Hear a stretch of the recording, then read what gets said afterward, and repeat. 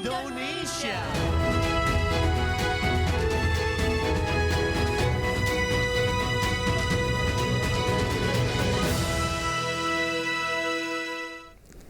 Pemirsa, pembukaan SEA Games 2025 di Raja Manggala National Stadium, Bangkok, Thailand, Selasa malam berlangsung meriah. Indonesia menarik perhatian saat parade dan para atletnya membawa warna-warni budaya lewat pakaian adat Nusantara. Dan pemirsa, berikut liputan rekan kami Yasmina Tania dan juru kamera Jamie Jasin. Pemirsa, upacara pembukaan SEA Games 2025 di Raja Manggala National Stadium, Bangkok, Thailand berlangsung begitu meriah.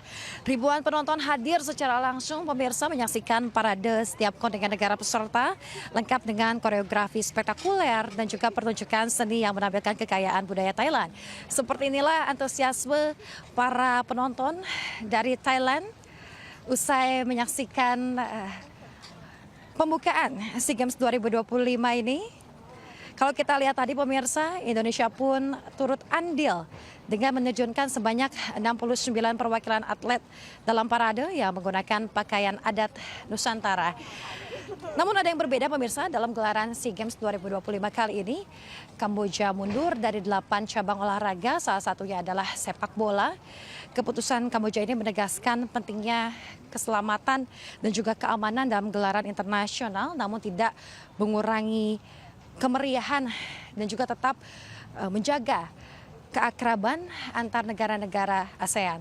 Ada kabar baik pula untuk Indonesia yang mana pada hari Rabu ini Indonesia akan memperebutkan emas dari cabang badminton, khususnya di nomor beregu putra dan juga putri. Dari Bangkok, Thailand, Yasmina Tania, Jamie Jasin, Ayus melaporkan.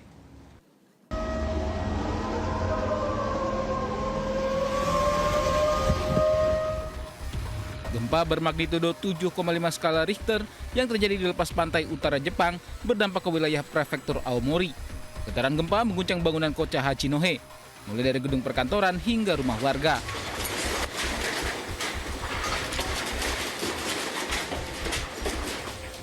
Gempa turut memicu gelombang tsunami setinggi 70 meter di wilayah tersebut. BMKG Jepang juga memberikan peringatan tsunami di Aomori, Hokkaido, dan Iwate. Perdana Menteri Jepang Sanai Takaichi melaporkan 7 orang terluka, namun tak menutup kemungkinan jumlah korban bertambah.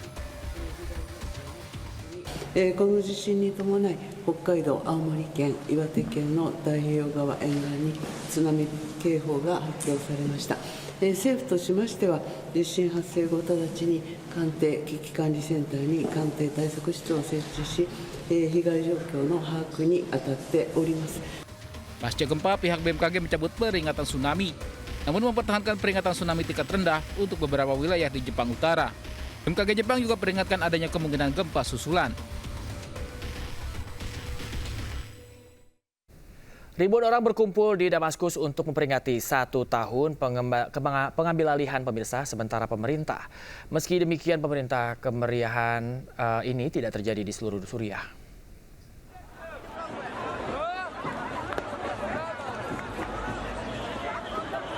Damaskus menyaksikan perayaan berskala besar untuk memperingati 1 tahun sejak pemerintah sementara mengambil alih kekuasaan. Ribuan orang berkumpul di jalan-jalan ibu kota mengibarkan bendera Republik Suriah pertama dengan kembang api menerangi langit. Beberapa kota dan desa di Suriah mengadakan upacara resmi dan publik untuk memperingati ulang tahun pertama naiknya pemerintahan transisi ketika Ahmad al-Shara kemudian diangkat sebagai presiden transisi dengan janji untuk membentuk pemerintahan inklusif. Sementara di timur laut, pasukan Demokratik Suriah atau SDF mengeluarkan arahan yang melarang pertemuan publik atau acara sosial pada tanggal 7 dan 8 Desember di wilayah yang mereka kuasai, yang secara efektif menghalangi partisipasi dalam perayaan tersebut. Sementara itu, wilayah-wilayah yang mayoritas penduduknya Alawi mengalami pemogokan umum yang meluas menyusul seruan Sheikh Ghazal Ghazal, kepala Dewan Tertinggi Alawi di Suriah dan diaspora. Perayaan juga tidak diadakan di Provinsi Suwaida, rumah bagi komunitas Druze di negara tersebut. Organisasi hak asasi manusia dan laporan media sebelumnya telah mengindikasi bahwa warga sipil dari kelompok minoritas termasuk komunitas Druze, Alawi, dan Kristen menjadi sasaran kekerasan mematikan beberapa bulan setelah pemerintahan transisi berkuasa. Keluhan ini kemudian memicu seruan untuk memisahkan diri dari pihak berwenang di Suwaida. Sementara itu, meskipun terjadi pergeseran politik di Damaskus, pasukan Demokratik Suriah atau SDF yang didukung Amerika Serikat masih belum dimasukkan ke dalam apa yang disebut Tentara Suriah Baru pada saat publikasi.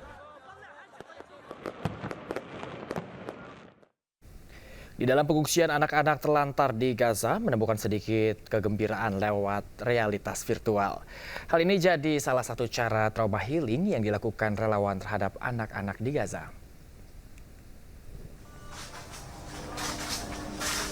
Tim dari Techmed Gaza Foundation memadu anak-anak menggunakan perangkat permainan VR dalam rangka memulihkan trauma. Digunakan perangkat VR, anak-anak diajak melihat hewan, pohon, dan sayuran. Alih-alih melihat puing-puing, roket, dan tenda-tenda pengungsi.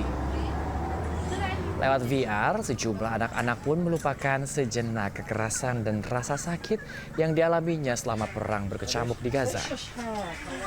Anak-anak menjadi salah satu kelompok yang paling terdampak pada perang Gaza.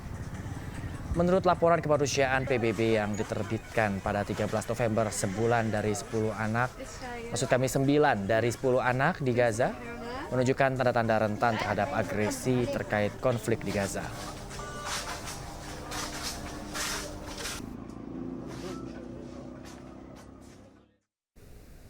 Pemirsa, ratusan masyarakat berkumpul untuk mengikuti tradisi bola api di Guatemala. Tradisi yang menjadi tontonan menarik ini dilakukan untuk menghormati Bunda Maria setiap tahunnya.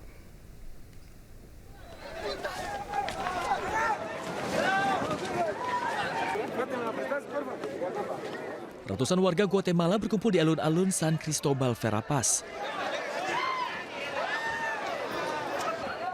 untuk mengikuti tradisi simbolis bola api yang juga dikenal sebagai bola gas.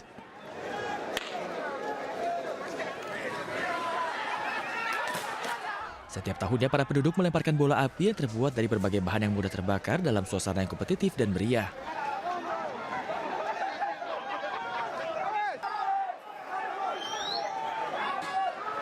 Aksi melempar bola api ke jalan-jalan kota ini sebagai bentuk penolakan terhadap sosok setan setelah mengikuti prosesi keagamaan untuk menghormati perawan Maria dikandung tanpa noda.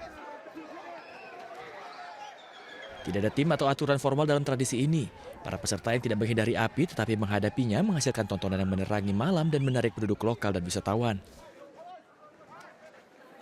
Praktik ini berakar dari sejarah era kolonial yang menggambarkan kembali pertempuran antara kebaikan dan kejahatan, di mana para biarawan kuil menyalakan api dan membuat bola dari kain perca yang direndam dalam resin. Seiring berjalannya waktu, tradisi ini berhenti menjadi ritual keagamaan dan menjadi tontonan populer dalam pengawasan petugas keamanan dan petugas pemadam kebakaran. Tradisi bola api ini menjadi simbol identitas dan pengabdian di Guatemala yang menunjukkan bagaimana masyarakat melestarikan adat istiadat mereka sambil menyesuaikan dengan zaman modern. Terima kasih pemirsa, Anda masih setia di Ajus Pagi. Pemirsa, 3 copet beraksi di keramaian penumpang bus Transjakarta dibekuk petugas. Komplotan pelaku menyasar penumpang saat hendak pulang dari Stadion Gelora Bung Karno.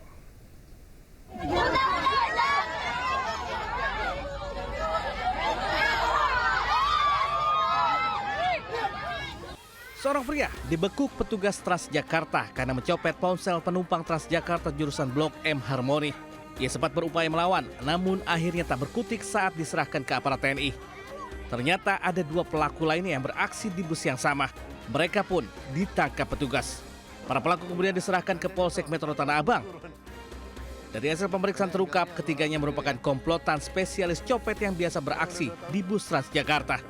Mereka menyasar barang berharga penumpang yang disimpan di saku celana maupun dalam tas. Dari Jakarta, Rani Sanjaya Anyus melaporkan.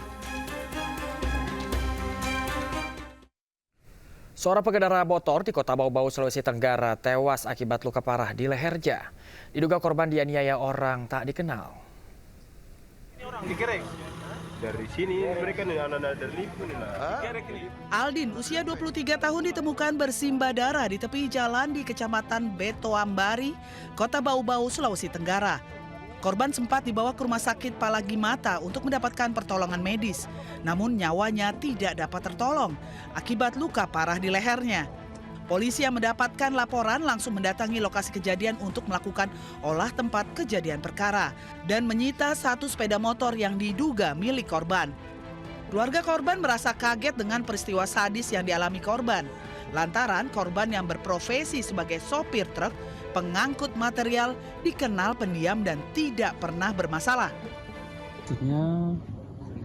Memar di bagian kepala, muka kan, terus ada luka sayat di pipi, terus di leher juga.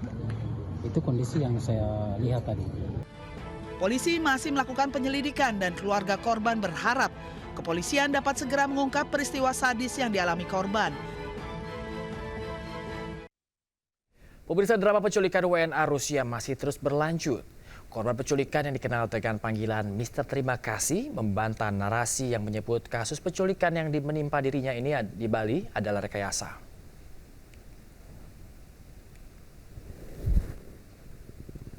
Sergei Dobogatsky, influencer kemanusiaan asal Rusia, membantah kasus penculikan dan penganiayaan yang dialaminya rekayasa atau settingan.